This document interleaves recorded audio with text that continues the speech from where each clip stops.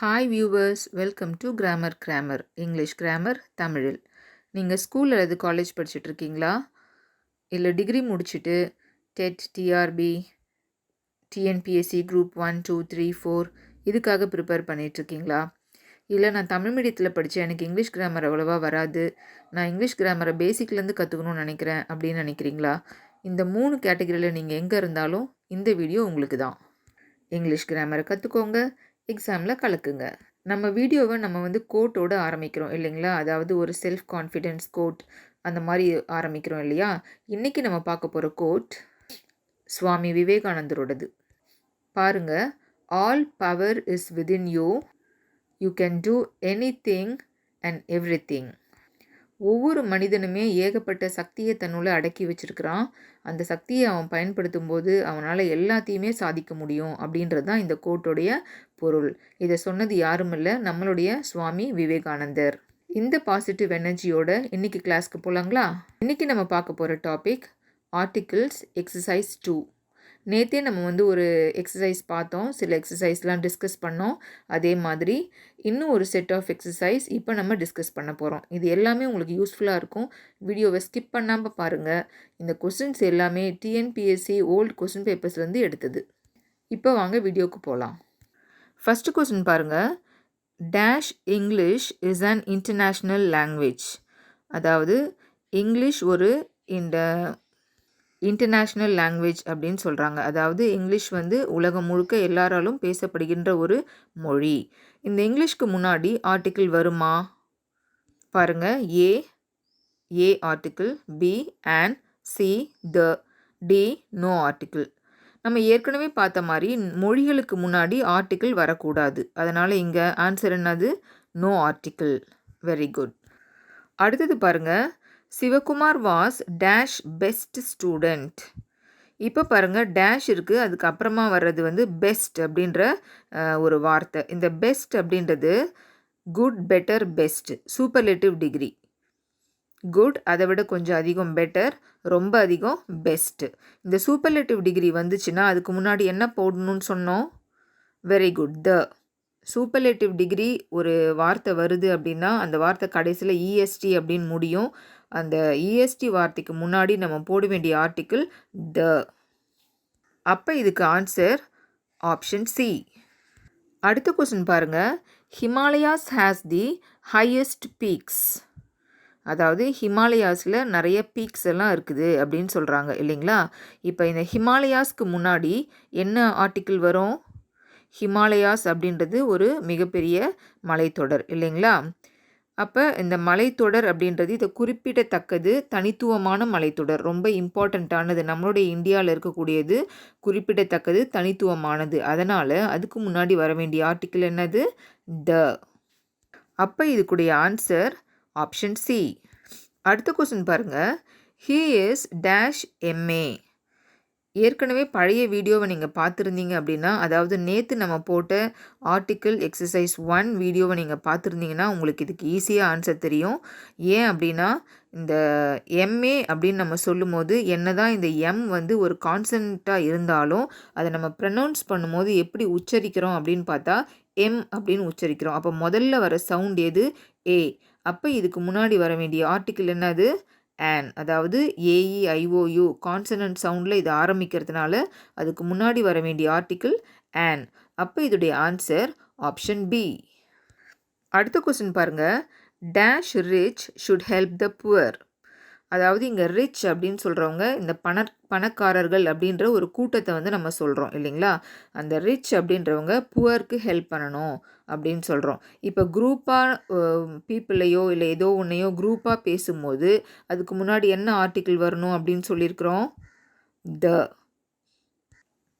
இதோடைய answer the rich should help the poor, option C. அடுத்த question பாருங்கள். Please give me dash paper I gave you. தயவு செய்து நான் உங்ககிட்ட கொடுத்த பேப்பரை என்கிட்ட கொடுங்க அப்படின்னு சொல்கிறோம். ஒரு பேப்பர் கொடுங்க அப்படின்னு கேட்கல, நான் உங்ககிட்ட கொடுத்த பேப்பர், அந்த பேப்பரை என்கிட்ட கொடுங்க அப்படின்னு கேட்குறதுனால, அதாவது அந்த பேப்பரை நம்ம குறிப்பிட்டு கேட்குறோம். அதனால் இதுக்கு முன்னாடி வர வேண்டிய ஆர்டிக்கிள் என்னது? த. அப்போ இதுக்கு ஆன்சர் ஆப்ஷன் சி. அடுத்த கொஸ்டின் பாருங்கள். Please give me dash useful gift. தயவு செய்து ஒரு யூஸ்ஃபுல் கிஃப்ட் கொடுங்க அப்படின்னு சொல்கிறாங்க. இப்போ யூஸ்ஃபுல்க்கு முன்னாடி வர வேண்டிய ஆர்டிக்கிள் என்னது? யூஸ்ஃபுல் அப்படின்றது ஏஇஐஓயு அந்த வவல் சவுண்டில் வந்து இது ஆரம்பிக்குது. ஆனால் வந்து இதை நம்ம எப்படி உச்சரிக்கிறோம் அப்படின்னு பார்த்தோம்னாக்கா ஒய் சவுண்டில் உச்சரிக்கிறோம். அதாவது ய. அதுக்கு எக்ஸாம்பிள் பாருங்கள். யாக் அப்படின்னு சொல்கிறோம் இல்லையா? யாக்.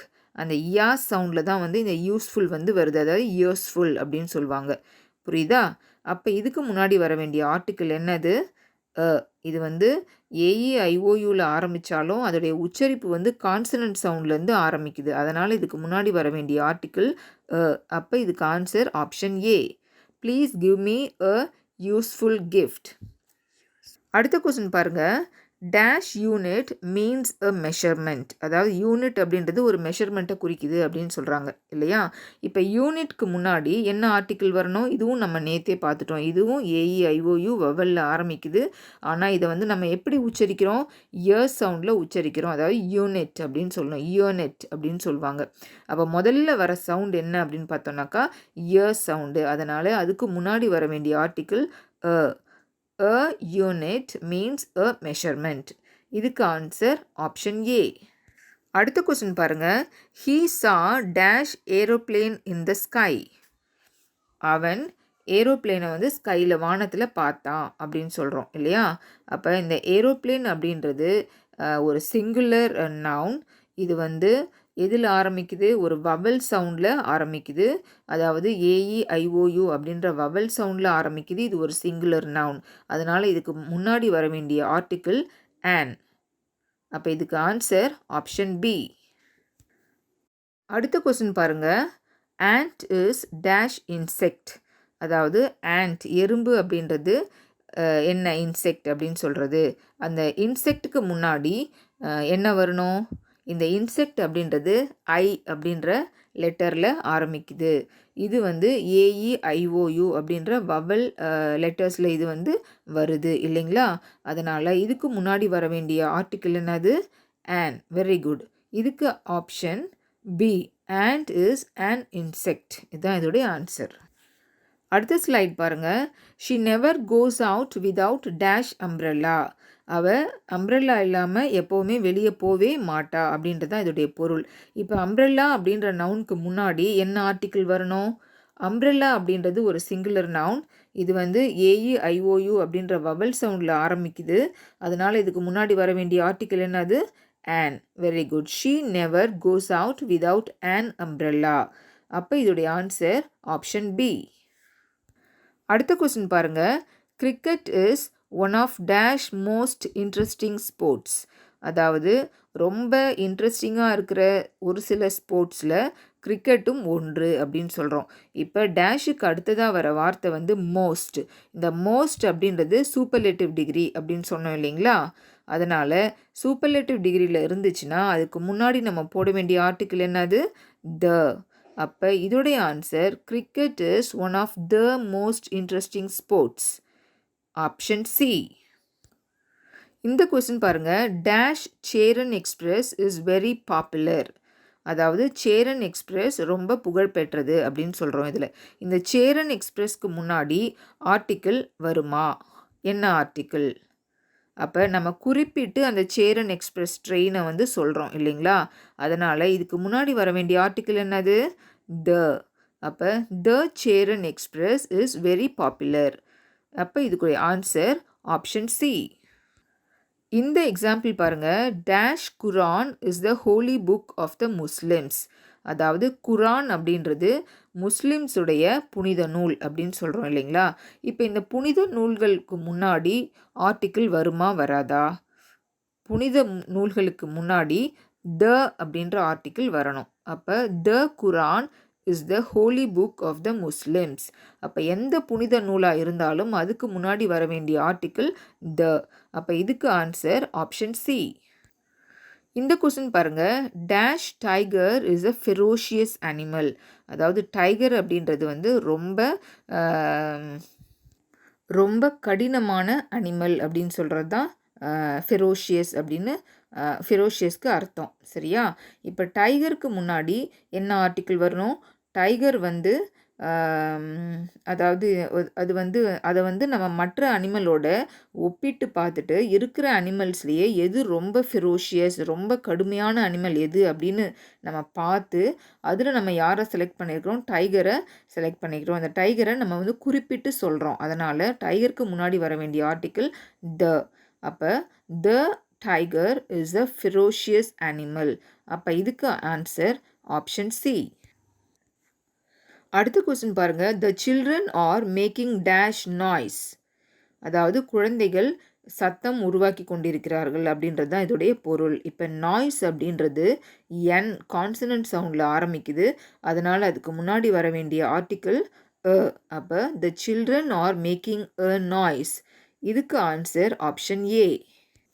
அடுத்தது பாருங்க. You speak dash truth always. நீ வந்து எப்போவுமே உண்மையை தான் பேசணும் அப்படின்னு சொல்கிறது தான் இதோடைய பொருள். இப்போ ட்ரூத் அப்படின்றதுக்கு முன்னாடி அதாவது இது வந்து வெறுமனே ஆர்டிக்கிள் இல்லாமல் கூட நம்ம வந்து ட்ரூத் அப்படின்றத சொல்லலாம். ஆனால் இந்த சென்டென்ஸில் ட்ரூத் அப்படின்றதுக்கு முன்னாடி ஒரு சப்ஜெக்ட் யூ ஸ்பீக் அப்படின்னு இருக்கு இல்லையா? அதனால் அதுக்கு அப்புறமா நம்ம வந்து ட்ரூத்துக்கு முன்னாடி என்ன போடணும் அப்படின்னு பார்த்தோன்னா த போடணும்.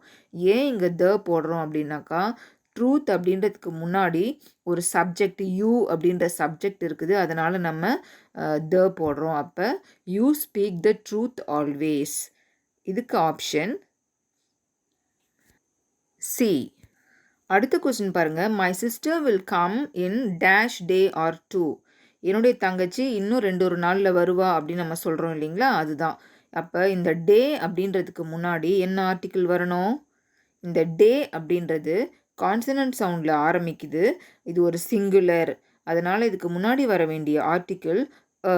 My sister will come in a day or two. அப்போ இதுக்கு ஆன்சர் ஆப்ஷன் ஏ. அடுத்தது பாருங்க. ஐ சா டேஷ் ஒன் ஐட் பர்சன். நான் ஒற்றைக்கண் மனிதர் ஒருத்தரை பார்த்தேன் அப்படின்னு சொல்கிறோம். இப்போ இந்த ஒன் அப்படின்னு சொல்கிறோம் இல்லைங்களா? நேற்றே நம்ம சொன்னோம் பழைய வீடியோவில். அதாவது இந்த ஆர்டிக்கிள் எக்ஸசைஸ் 1ல் வந்து நம்ம சொல்லியிருக்கிறோம். ஒன் அப்படின்னு வரும்போது அந்த ஓ வந்து டபிள்யூ சவுண்டில் வந்து நம்ம வந்து அதை உச்சரிக்கணும். அந்த உச்சரிப்பு எப்படின்னா வ அந்த சவுண்டு தான் வன் அப்படின்னு தான் நம்ம அதை வந்து சொல்லணும். அதனால் இது வந்து ஏஇ ஐஓயூவில் ஆரம்பித்தாலும் இதை கான்சனன்ட் சவுண்டில் ஆரம்பிக்கிறதா கருதி இதுக்கு நம்ம போட வேண்டிய ஆர்டிக்கிள் ஐ சா ஒன் ஐட் பர்சன். அப்போ இதுக்கு ஆன்சர் ஆப்ஷன் ஏ. அடுத்தது பாருங்கள். She wants to become dash engineer. இப்போ இந்த என்ஜினியர் அப்படின்றது வந்து ஏஇ ஐஓயூ வவல் சவுண்டில் ஆரம்பிக்குது. அதனால் ஆட்டோமேட்டிக்காக இதுக்கு நம்ம போட வேண்டிய ஆர்டிக்கிள் என்னது? ஆன். அப்போ இதுக்கு ஆன்சர் ஆப்ஷன் பி. அடுத்தது can you speak dash Spanish. நீ வந்து ஸ்பானிஷ் பேசுவியா அப்படின்னு கேட்குறோம் இல்லைங்களா? இப்போ ஸ்பானிஷ் அப்படின்றது ஒரு லாங்குவேஜ். இப்போ உங்களுக்கு ஏற்கனவே தெரியும் லாங்குவேஜ்க்கு முன்னாடி நம்ம என்ன போடக்கூடாது? ஆர்டிக்கிள் எதுவுமே போடக்கூடாது. அப்போ இதுக்கு answer can you speak Spanish. அதான் இது நோ ஆர்டிக்கிள் தான் இதோடைய ஆன்சர். அப்போ ஆன்சர் ஆப்ஷன் டி. அடுத்த கொஸ்டின் பாருங்கள். த child is eating dash apple. இந்த குழந்தை ஆப்பிள் சாப்பிட்டு கொண்டிருக்கிறது அப்படின்னு சொல்கிறோம். இந்த ஆப்பிள் அப்படின்றது ஏஇ ஐஓயூ அந்த ஏ சவுண்டில் ஆரம்பிக்குது. அதனால் இதுக்கு முன்னாடி வர வேண்டிய ஆர்டிக்கிள் ஆன். அப்போ இதோடைய answer option B. The child is eating an apple. அடுத்தது பாருங்கள். Prajan is waiting for dash hour. இதுவும் உங்களுக்கு தெரியும். ஆர் அப்படின்றது ஹெச் அப்படின்ற கான்சனண்ட்டில் ஆரம்பித்தாலும் இதை நம்ம உச்சரிக்கிறது வந்து ஓ சவுண்டில் தான். ஆ அப்படின்ற அந்த சவுண்டில் தான் வந்து நம்ம இதை உச்சரிக்கிறோம். ஹெச் வந்து சைலண்ட்டாக இருக்குது. அதனால் இதுக்கு முன்னாடி வர வேண்டிய ஆர்டிக்கிள் இது ஏஇ ஐஓயூவில் இது உச்சரிக்கப்படுறதா கருத்தில் கொண்டு ஆன் தான் இதோடைய ஆன்சர். அப்போ Prajan is waiting for an hour. Answer option B. அடுத்தது பாருங்க. He reached here late in dash afternoon. இதில் வந்து ஆஃப்டர்நூனுக்கு முன்னாடி என்ன ஆர்டிக்கிள் வரணும்? இது வந்து ஏல ஆரம்பிக்குது. அதனால் ஏஇ ஐஓயூவை கருத்தில் கொண்டு இதை வந்து ஆன் ஆஃப்டர்நூன் அப்படின்னு போடணும். அப்படின்னு போட்டோம்னா இது வந்து தப்பு. ஏன் அப்படின்னா மார்னிங் ஈவினிங் இதுக்கு எல்லாமே அதுவும் இன் அப்படின்னு வந்து அதுக்கப்புறமா டேஷ் வந்து ஆஃப்டர்நூன் இல்லைனா மார்னிங் அப்படின்னு வந்துச்சுன்னா நம்ம வந்து த ஆஃப்டர்நூன் அப்படி தான் போடணும். சரியா? அதுவே நைட் வந்துச்சுன்னா அட் நைட் அப்படின்னு போடுவோம். அப்போ முன்னாடி இன் இருக்காது. சரிங்களா? இப்போ நம்ம மார்னிங் பற்றி ஆஃப்டர்நூன் பற்றி பேசுகிறோம் அப்படின்னா அதுக்கு முன்னாடி நம்ம போட வேண்டிய ஆர்டிக்கிள் த. அப்போ இதுக்கு ஆன்சர் ஆப்ஷன் சி.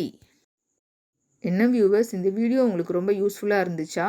இந்த எக்ஸசைஸ் மூலயமா ஆர்டிக்கிள் அ அண்ட் தி இதை மூணையும் எந்தெந்த இடத்துலலாம் நீங்கள் போடலாம் அப்படின்னு நீங்கள் நல்லா தெரிஞ்சிட்ருப்பீங்கன்னு நான் நினைக்கிறேன்.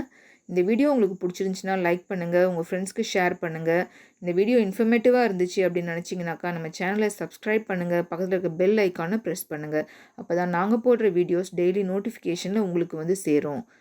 Thank you viewers.